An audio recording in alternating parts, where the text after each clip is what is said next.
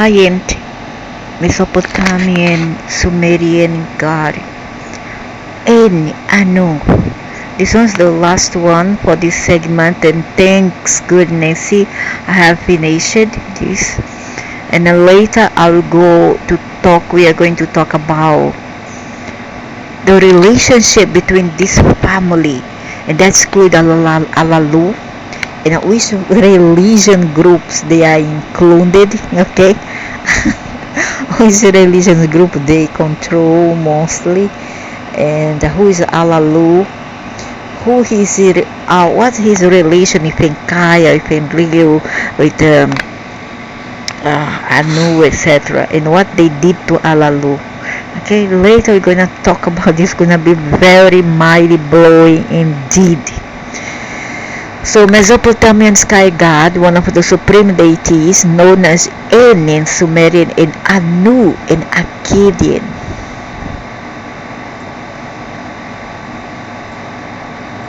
So could it be this one when he was younger? Of course, Anu old now, and Anu old.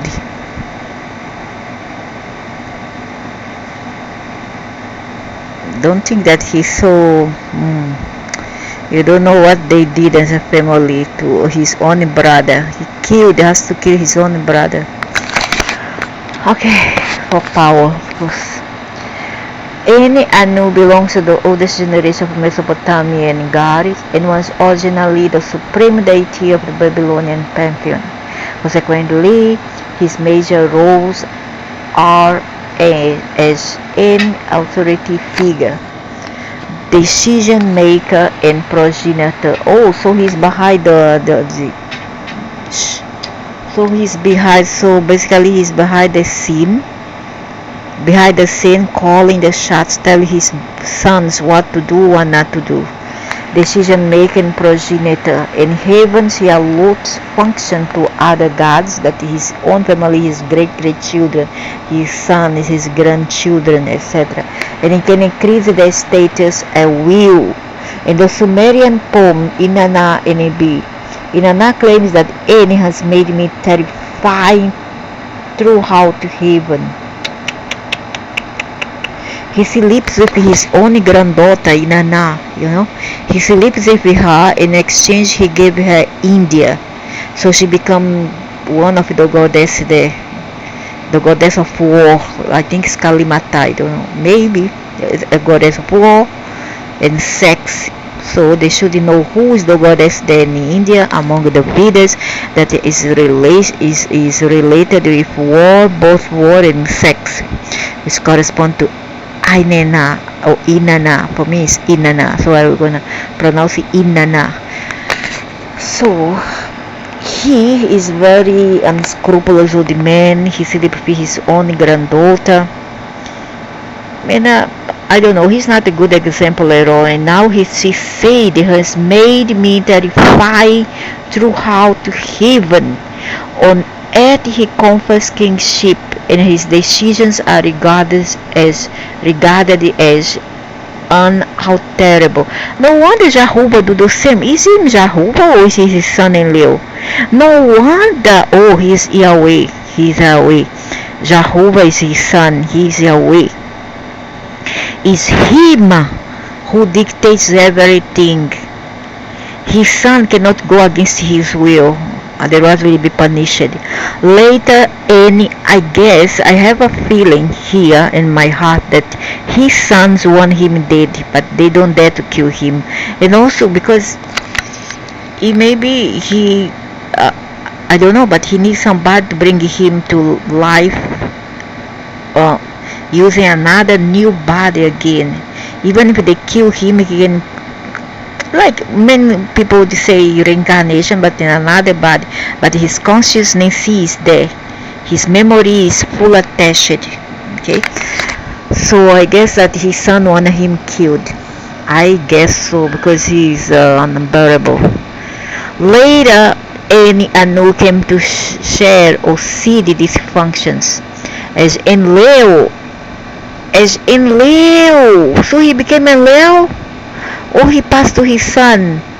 Shell see these functions as Enlil and subsequently Marduk rose to prominence. Marduk is Enlil or yeah, Enkia's sons. I thought one is Enkia's son, but retained his essential character and high status throughout Mesopotamian history. Indeed, when other gods are elevated to a position of leadership, they are said to revive the Anu-Tu, the Anu power. For example, in Anu myths, the gods express Marduk's authority over them by declaring, "Your word is Anu."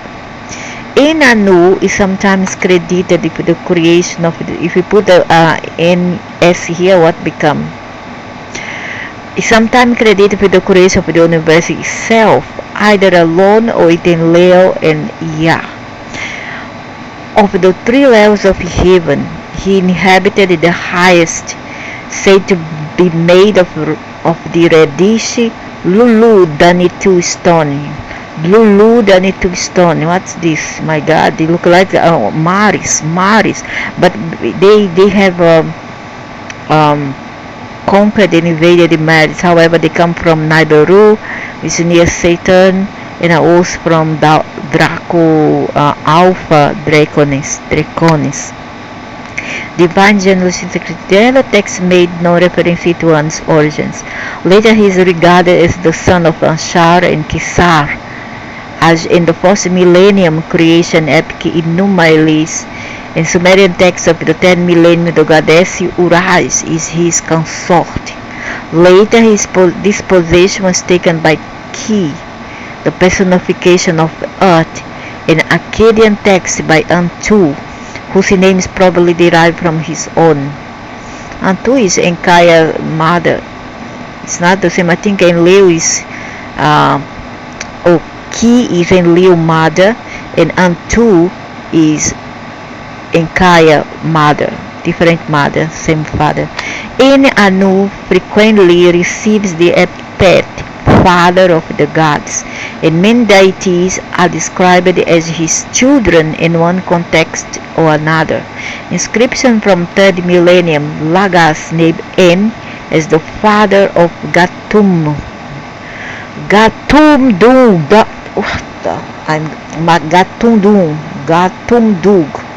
Baba Inigasu in later literary text, Adad, Enkaya, Iya, Enlil, Gira, Nana, Sid, Nagawa, and Sara also appear as his sons, while goddess is referred to as his daughters, include Ainena. I thought Inanna was his granddaughter. What's this now? Astar. Astar also is his daughter. Ainana is Star. Oh, his granddaughter.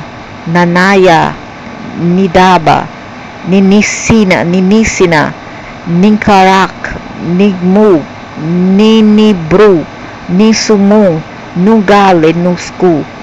And Anu is also the head of the Anunnaki, and I created the demons Lamas too. You see? Asagi and the Sabtu and the epic era in Isum.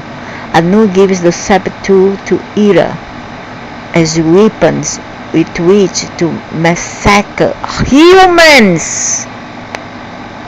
When their noise becomes irritation to him. What? I thought once your son, so what's that? Your son or you? Why you and Leo? Why you all in one and all? What's this? What's going on? Oh, once all misunderstood. I don't understand. I don't get it. So he gives the Sabbath to errors, weapons with which to massacre humans. Nanaya, Nidaba, Ninisi. When Enlil rose to equal or surpass An in authority, the function of the two deities come to some extent to overlap. En was also sometimes equated with Amuro and Seleucid Europe with Enmesara and Dumuzi. Temples and shrines to Enanu exist in various cities throughout Mesopotamian his story. From the 3rd millennium onward, he was worshipped with some interruptions. Together, Finana started the Anna temple in Uruk and the Achaemenid and Seleucid periods. At the new Red temple is Antu. Another important center for his cult was Dar, which, like Uruk, held the title seat of Anu, and Lhasa, temple piano established by Gida. While Ur-Namma built a garden and shrine for him, Zeus had a seat in the main temple of Babylon as a guild and received offering at Nippur, Sipar, and Kish. At Ashur, a double temple of Anu and Adad, and Milam Anna was built during the Middle Assyrian period. I don't like this language. The earliest appearance of Eni as a specific deity are difficult to identify precisely due to the multiple readings possible for the site Eni. However, by the mid-3rd millennium, he is definitely attested in the Pharaoh god list, and the name of the 7th century king of Uar, Mesa-Nepada, who was dedicated a bid to the god En, his lord.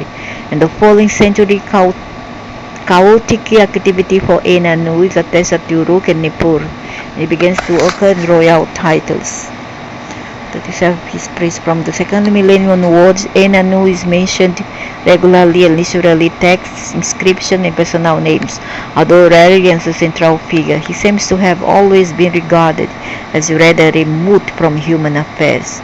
From the Old Babylonian period, a Sumerian prayer to En asks him to protect the kingship of Urim-Sin, king of Uar. Who knows he is Allah, or he is the brother of Allah, or he is Yahweh. At around the same time, Anu features for the first time in Assyrian royal inscription. Some Siada boasts that Anu and Enlil called him to Brightning Sea. The god Anshar also always retained his preeminent position in the Assyrian pantheon, but later kings also sometimes invoked Anu as a source of support or legitimacy. Sumerian and Akkadian mythological texts portray Anu as king and father of the gods, not the humans. The Old Babylonian composition Gilgamesh, Enkidu, and the Netherworld refers to the primeval division of the universe in which Eni received the heavens, and we see him ruling from here on the flood poems Atrahasis. Serapi Alpan, killing Gilgamesh, forcefully persuades her father to hand over the bowl of heaven. Nanashita said, upon killing Gilgamesh, forcefully persuades her father to hand over the bowl of heaven in the Old Babylonian poem Gilgamesh and the bowl of heavens, as well as the 1st millennium epic of Gilgamesh. In Unumailis, Anu turns back in fear from Siama. Wow! Paving the way for Marduk's. I like Siama.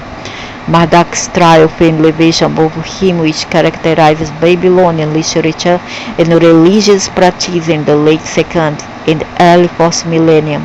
However, during the 1st century BCE, Anu's cult enjoyed the revival at Uruk, and ritual texts describing the involvement of his statue and the local Akitu festival survive from the Seleucid period. There are no certain anthropomorphic representation of Anu. His symbol is a horned crown, sometimes shown resting on a throne. I say crown. Horned crown, sometimes shown rest on a throne. His animal is the bull. That one is Beelzebub, but some say it would be Enlil. Beelzebub is Enlil. Sumerian En means heaven sky, and En can therefore be seen as the personified heavens. The cuneiform sign En also has the value Dinga, god, Akkadian. And it has a determinative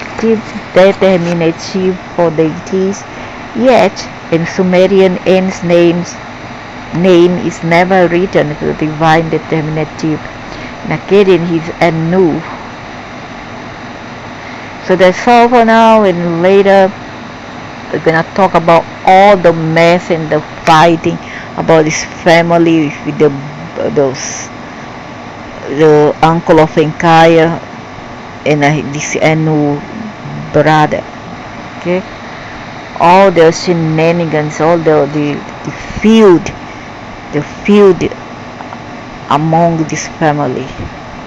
And I thought that Inanashita was his granddaughter, not his daughter, but granddaughter. She's either the daughter of Enlil, Jehovah, or of Enkaya, Lucifer. Either way. But I guess she is Enkaya's daughter, because he's Lucifer. So, okay for now.